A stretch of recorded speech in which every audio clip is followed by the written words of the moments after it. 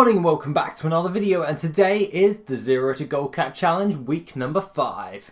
Now just stick around and enjoy the video. Okay, so guys, I'm having to do the video one day early, but yeah, for obvious reasons I am working on Wednesday, so I'm not going to be able to actually pump out the video. So that being said guys, let's check in the gold for the week. So we have currently around about 55,000 gold, and that is any of the major ones is most predominantly as the Siren's pollen.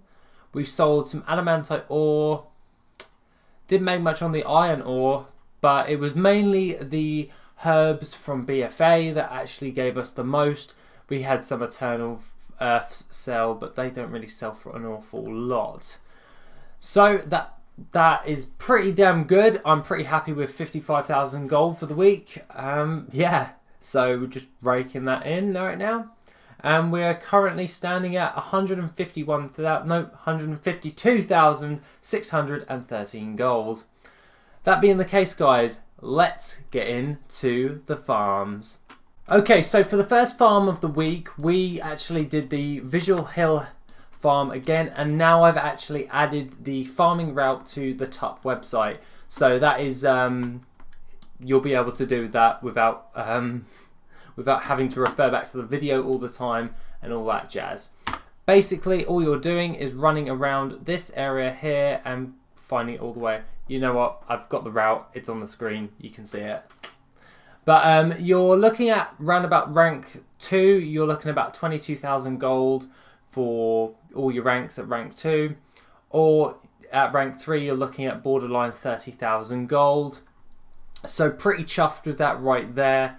It's not that hard to actually do, and it is a multi-farm, so if you've got mining and herbalism, you'll be raking in double the amount of gold that you would be doing if you just did that. Now obviously do not do this if you are at rank 1 like I did last week, because someone forgot, and I'm not going to let that go for myself because I should know better. Other than that, this is a very, very easy farm, and basically all you've got to be really careful is that mountain peak while coming down from the mountain peak. Make sure you at least can switch into your boomkin form and press your flap form so you can slow fall, or if you're another type of character, make sure you have some form of slow fall or a goblin glider, as coming down from the mountain will result in your death and it will just waste time. Okay, so the next farm that we did for the week was 2 hours in Wintergrasp, and as you can tell, the actual battle is coming along very nicely at this moment in time. You basically run around the entire area, you turn off your herbs because the Ratha Lich King herbs do not sell for anything of great value unless you really, really want to try and sponge out as much as you can, but to be honest, you're just probably wasting your time. Once you're actually doing this route that's on the screen right now, it is not that hard to actually follow. You'll be making roughly around about 30,000 gold per hour from this actual farm, and as you change zones, I would like to just show you the little trick. So as we go into, we're going to skip that node. Yeah, don't skip the nodes, but I'm just showing you. When it comes up with this, if you're a druid, it will come up with a debuff saying it will dismount you. Dismount, and then change back into your flight form, and you'll be able to fly in that area. And then when you change back into another bit of the zone, it will come up with a debuff again. You just press it, turn off your travel form, then you go back into your travel form, and you can still fly while the battle's going on, so it's not that much of an inconvenience for you having to be dismounted and then run around with your with a flying mount that's now grounded. Okay, so that's probably the only tip that I missed out last time I covered this one. The reason that we're actually farming the Saronite ore again is because it is a fast seller, and I wanted to replenish my stock because this is by far a very, very good farm to actually do, and if it sells fast and you can replenish it, you might as well get as much gold out of the hours farms as you possibly can. Now lastly, we do have 2 other farms that I did for the week. which are the Whiptail Farm, which is in Oldham, and this one can average from around about 35,000 gold to about 40,000 gold per hour. This one does depend on your realm because Volatile Life and Whiptail, which are the most common of the herbs that you'll be actually gaining from this route, does vary in price on realm to realm, not as steady as the other ones are when it comes to that. So I'll double check your auction houses before you do this one, but this one can be classed as a multi-farm if you follow the route. So obviously you're going up and down the river in the Y-shaped fashion, but I cut over and go around to get back to the other side of the Y, and that is where I mine up my pyrite and my elementium ore, and this provides me with a lot more additional gold per hour, which brings it up to that 40,000 gold instead of like 32 to 34,000 gold per hour. So I use it as a multi-farm to get the more bang for my buck out of the hours farm, and this provides me with a lot of Whiptail, Volatile Life, an array of different other volatiles, and along with that just makes the farming experience a bit more variety when you're actually farming up, so things are consistently changing. Now obviously the Whiptail looks exactly like this, and now obviously the Whiptail actually drops things like the actual Whiptail, which has a sell rate of 104, and the Volatile Life, which is a sell rate of 0.31. Sorry, the Whiptail is 0.16. Sorry for slow rate. I read the region average daily sold for the Whiptail at first point. But other than that, this farm is one of my favourite farms. Like you get fast selling Volatile Lives, and then you get mid-range herbs that sell for a lot as well. And mix it with the multi-farm, I'm selling pyrite and elementium, which are both mid-range sellers as well. So you've got fast sellers and you've got mid-range sellers, no long-term sales to be sold on the auction house. So this gives you a nice variety and it brings in that gold. This is why I put it as a high priority for my material gold generator majiggy type thing, which I actually will discuss it very shortly in a second. But the last one was the Vortex Pinnacle, and that one is literally right here in Oldham. So I didn't have to go far after the Whiptail Farm, and all you do is just run in there on normal difficulty. You can run the last run on heroic if you really wanted to, but it really doesn't change the loot at all. And this drops you a lot of volatile air. Now I gain roughly around about 200 volatile air per hour through this.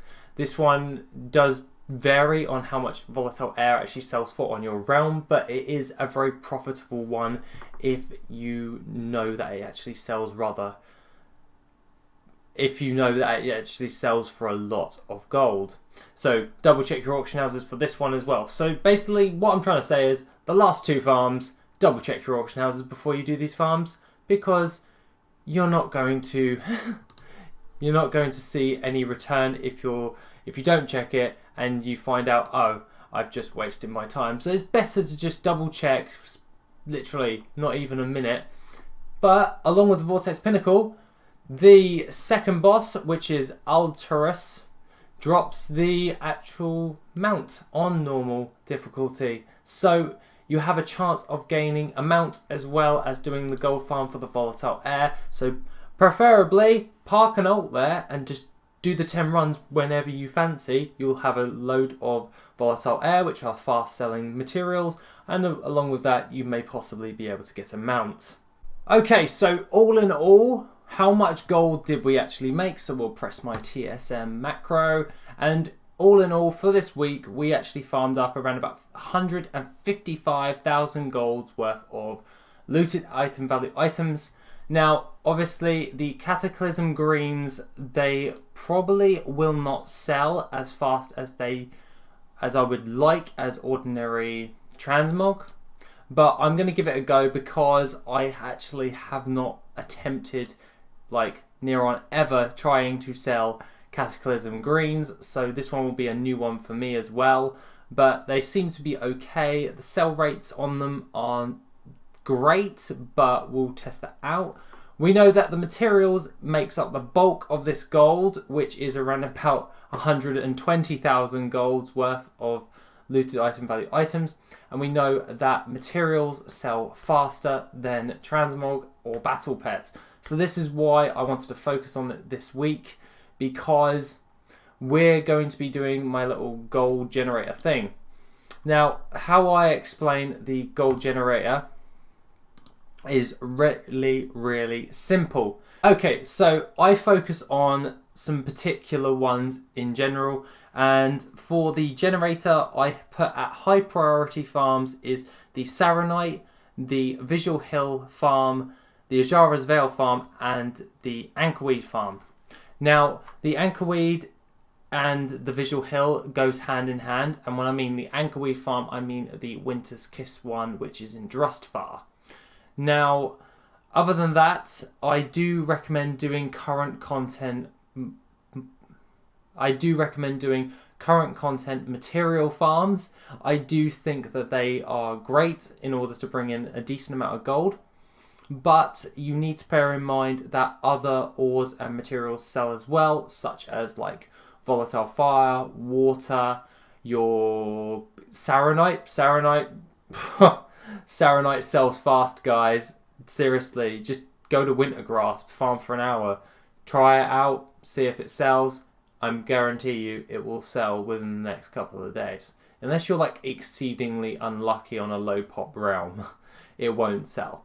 But for medium priority, I would recommend that you do the Pyrite Farm, which is in Oldham, which is basically you just go around the outside of the top half of Oldham and you just lap it pretty much for an hour. Or you could multi-farm it with the Whiptail Farm, which I recommend, but along with that, doing the Whiptail Farm on its own still gives you a decent amount of gold. The next one that I would recommend is the Felt Iron Ore one. Granted, it doesn't sell very fast, but you need a mid-range and a variety of different materials on the auction house. I think you're seeing a difference within... I think you're seeing a common theme of when I'm talking about selling different things on the auction house. You need a variety, and this goes hand in hand with materials as well. When you're trying to make gold with materials, it is very efficient to actually have multiple different types of materials on the auction house, and then when one runs out, then you replenish that one. But when it comes to a medium priority or a high priority, you always take the high priority one first. That because you know that gives you the better gold per hour one, and it sells faster. So that's why you should go and farm that one first, restock, then do the other one, because that one will take a lot longer for you to sell. So I allocate an hour a day, and I find that this is rather efficient for myself. Sometimes it is hard to actually get in that 1 hour, but for the week of February I have something planned. Well, not for the week, the month of February I have something planned. So Friday I will be dropping a video then, and I think you guys are going to like it. So this will go hand in hand with the 0 to Gold Cap challenge, so look out for that video on Friday because I'm looking forward and doing it. But other than that, guys, have a lovely rest of the day, and I shall see you in the next video, which will be Friday. Take it easy.